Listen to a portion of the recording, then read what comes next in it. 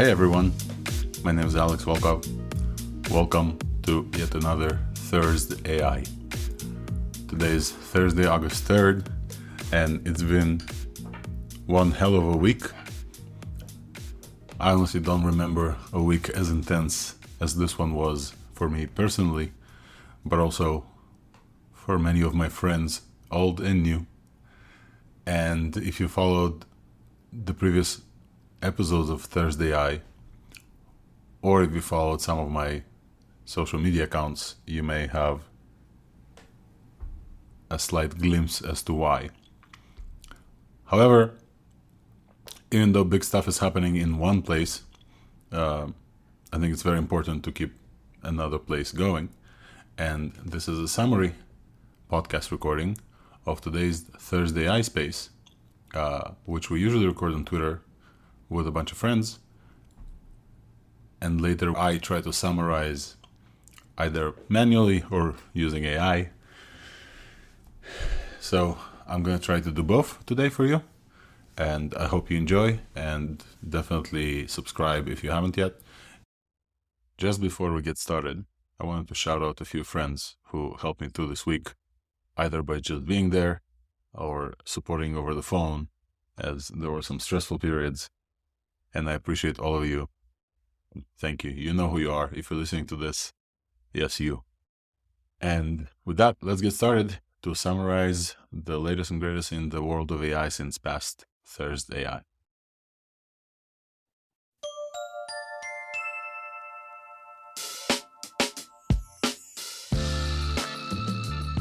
If you've been listening to us for the past months, you know how much excitement I personally have and definitely shared with folks like Zenova and Yam and Nistan on stage about open source models.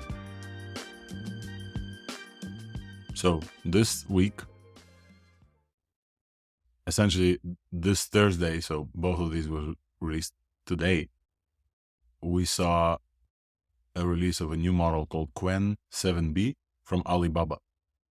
And apparently it beats LLaMa 2 30 billion parameters model on certain benchmarks, despite having way fewer parameters being smaller. So this one you can run on your iPhone. It's just 7 billion parameters. The authors of Qwen also stress how well it performs in tool selection, specifically focusing the purpose of this model to use within agents and LangChain and tool retrieval and even code execution contexts. They're claiming to have more than 8K tokens. So just by comparison, LLaMa 2 that was released a few weeks ago has 4,000 by default. Qwen, they claim up to 16, but they definitely say more than 8, which is very exciting, specifically in the context of using agents with a lot of memory. I haven't tested this model myself yet. It looks very impressive. However, just to make sure, there was a different model from China called OpenGLM that claimed to be way better than GPT-3, and that did not shake out. So I recommend you guys to check out Qwen 7B and see for yourselves. And then a different model also released today from a group called Alignment Labs, and we had the pleasure to chat with LDJ, and you can find that chat in the full transcription of the space that's going to be posted in the show notes. And Alignment Labs released a new model called Orca.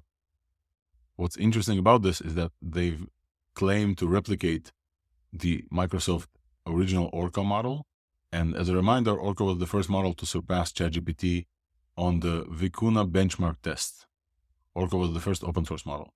And replicating and improving on Orca has been a goal for many open source modelers. And OpenOrca marks an important milestone if the benchmarks hold up, and we do hope they will hold up. If you don't run open models on your hardware and you use ChatGPT, like most of us, OpenAI rolled out some updates to their interface this week, and some of them are very interesting. I think prompt examples is helping new users to better understand how to interact with ChatGPT. And they're releasing this just before the school starts, right? And we saw some interesting metrics going online that ChatGPT is starting to lose users. And I think most of us concluded that this is because, school is out for the summer and it's back to school soon. And I think the prompts is going to welcome a lot of new users and help them get started. Additionally, they released chat responses, which essentially other places had. Bing had this for a while. Poe.com had this for a while. I think even for their GPT-4 version. And those will essentially suggest replies for you to the thing that GPT-4 just told you about, which is very interesting because this assumes that those suggestions running a different GPT-4 model know the context of a conversation and then suggest 2 or 3, I'm not even sure how many they're showing, answers. So you can just click one instead of typing. This becomes very interesting considering the fact that ChatGPT is free, and this is yet another way for OpenAI to collect data to make their models better.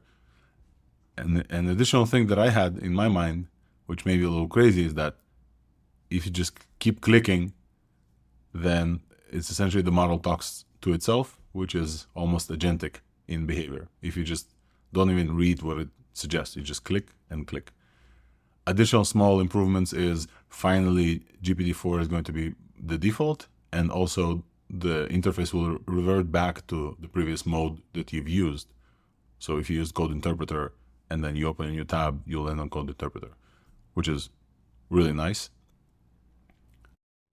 And you should see those changes soon appear on your account as well.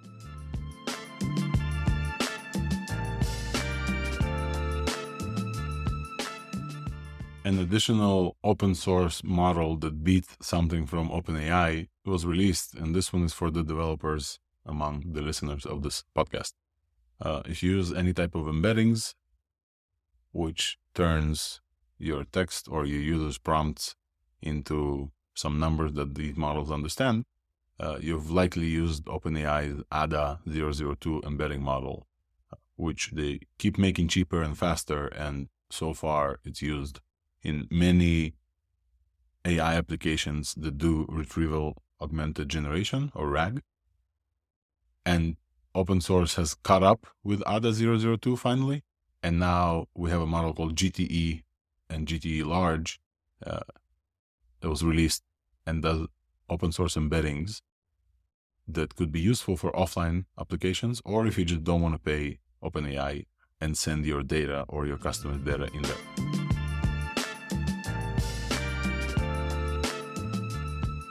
In multimodality news, models that can run and understand not only text but other things like video, imagery, mammography results, etc. Google released MedPalm M. So previously they had a model called MedPalm, which is based on their large language model Palm-E. This one is focused on medical use cases. And MedPalm M is their attempt at doing this in a multimodal fashion. What does multimodal mean in this regard?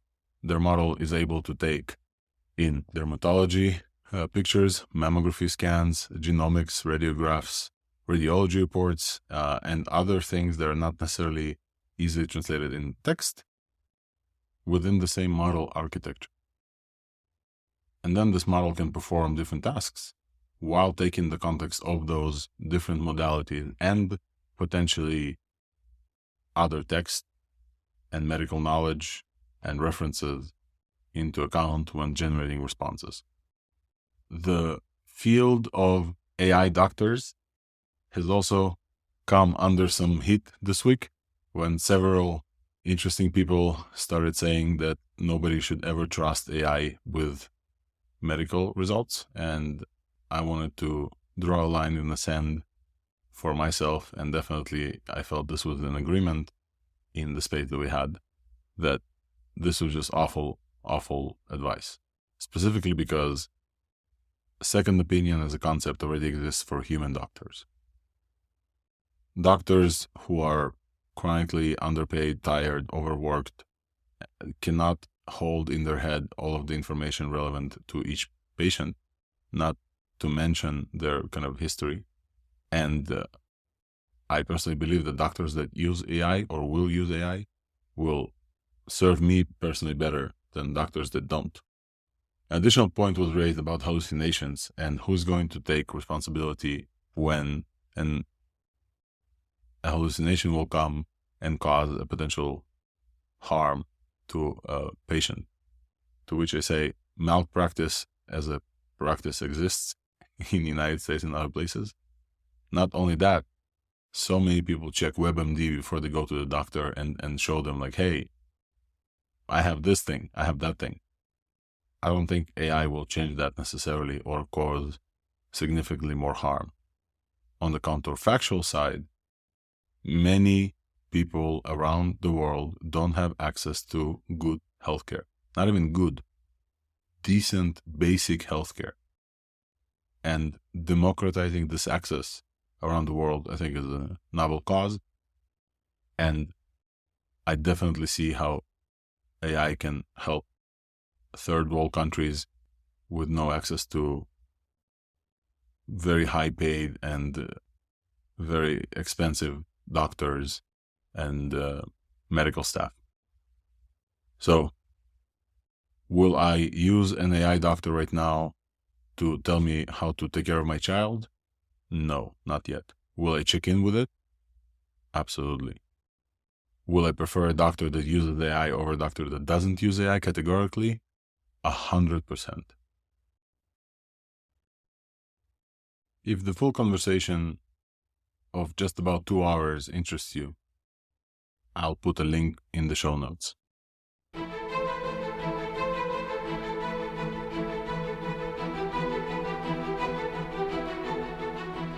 I want to end with a brief summary of what I've been through, watching the world potentially invent a new kind of humanity superpower for the past week or so.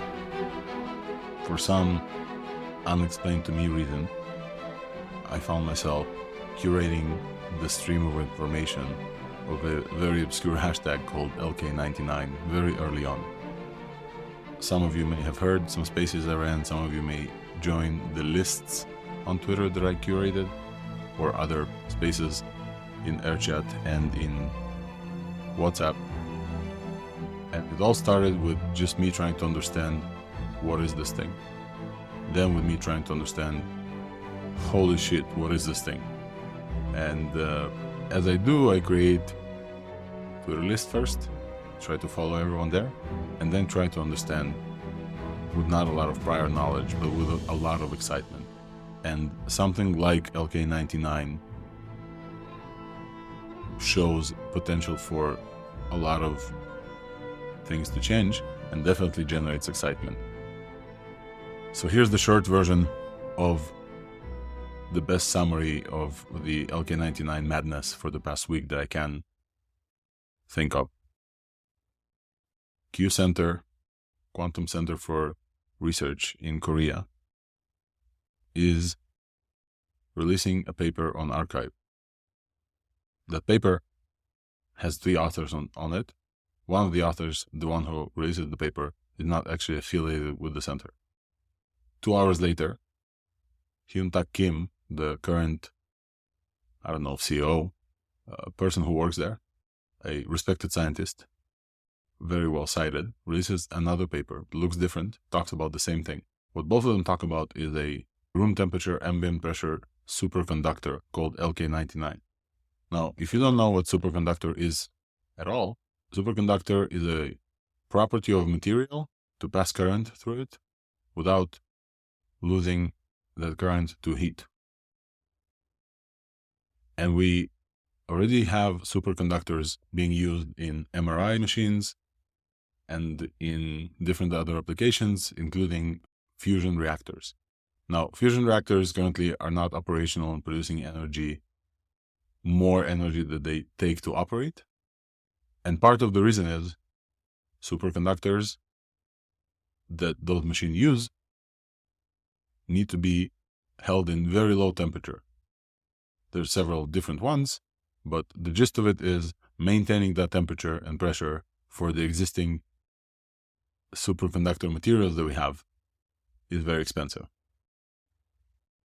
The reason to use superconductors, one of the main ones is magnets, wherein if you run enough current through this material, it becomes an electromagnet.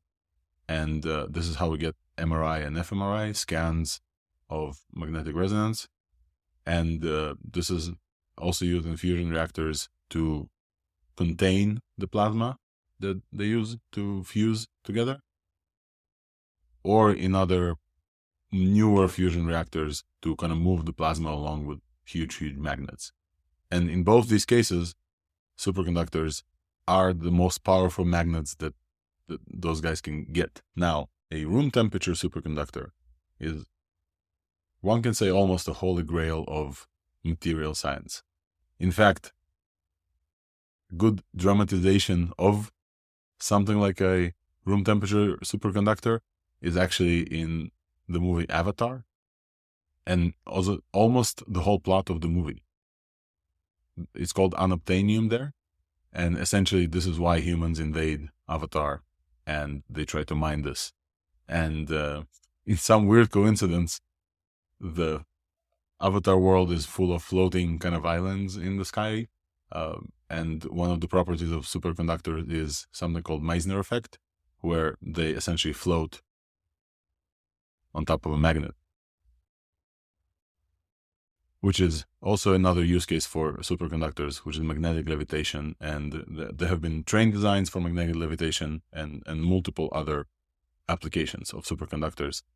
Room temperature superconductors mean that it will be way cheaper to produce some of the existing use cases for superconductors, but also mean many other potential applications for energy storage, for energy movement, for magnets, and different other areas. And this obscure group of scientists from Q Center, potentially obscure, they're not obscure anymore, they released this one paper and then the second paper, and the scientific world is already burned because they remember a previous superconductor paper and retraction where fabricated data was actually provided. And quickly, many people around the world try to start to replicate. The reason why everybody's rushing and the reason why it's so exciting is because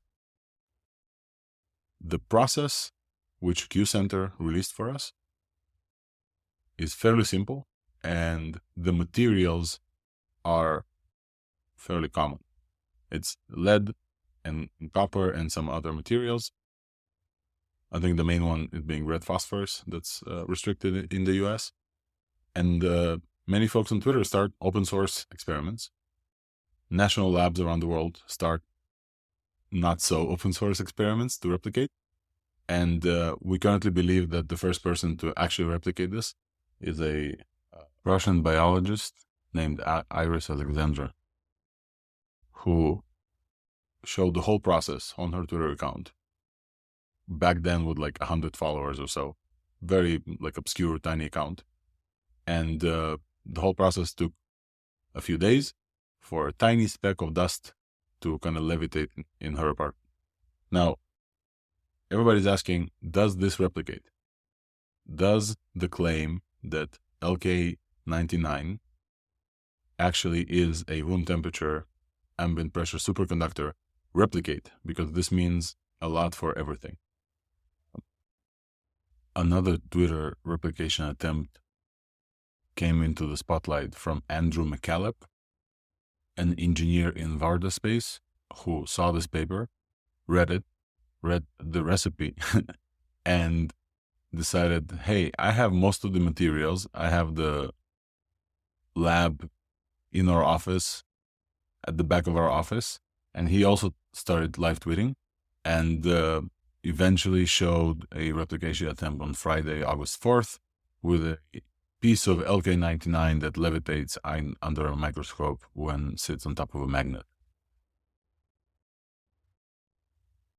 Now, I want to make this clear. Replication of some of the levitation attempt just adds to the credence of the papers, and that what they released, the list of materials, the process to bake them together.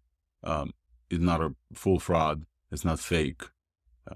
And the replication attempts to get that result have been concluded.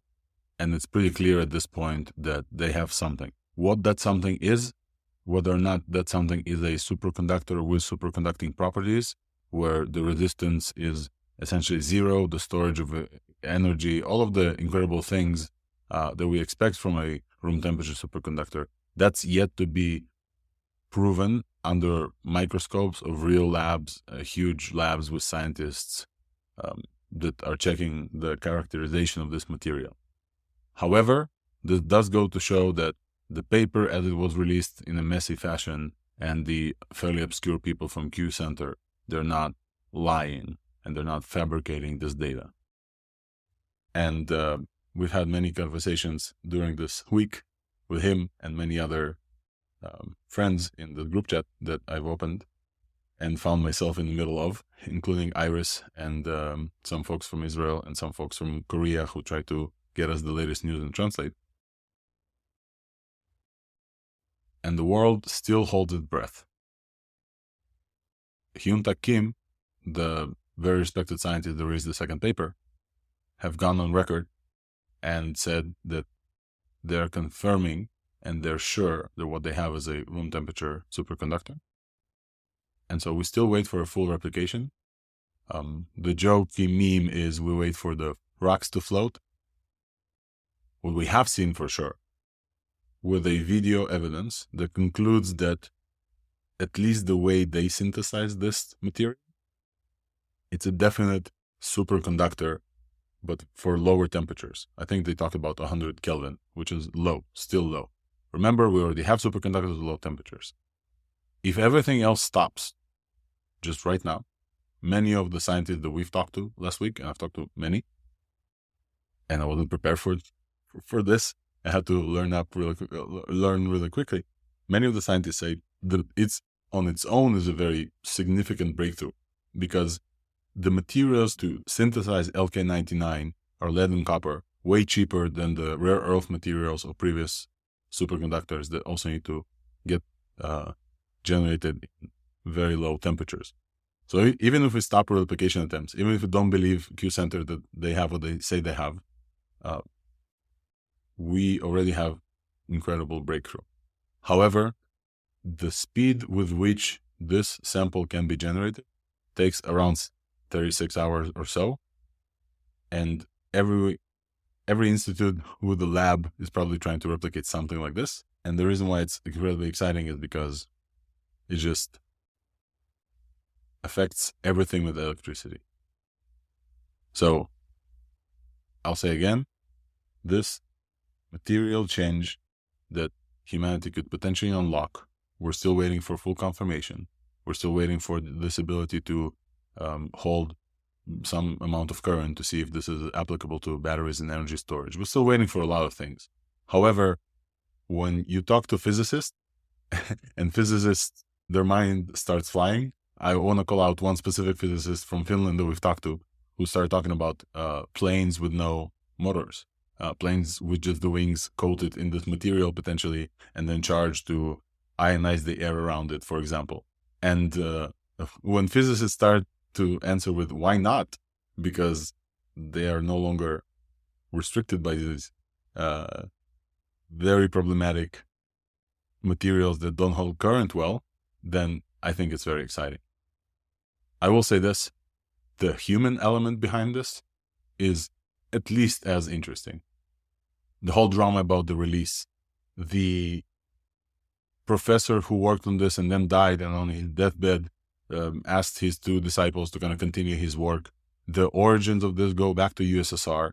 The people surrounding this try to replicate. Everything here is incredibly, incredibly interesting to me and some of the friends that I found this week, Sanghyun and Eitapai and several other folks. And I will definitely bring you more, maybe in a separate podcast, more information as I hadn't been able to be part of it from the very beginning. With that, I want to thank you for listening to ThursdAI today.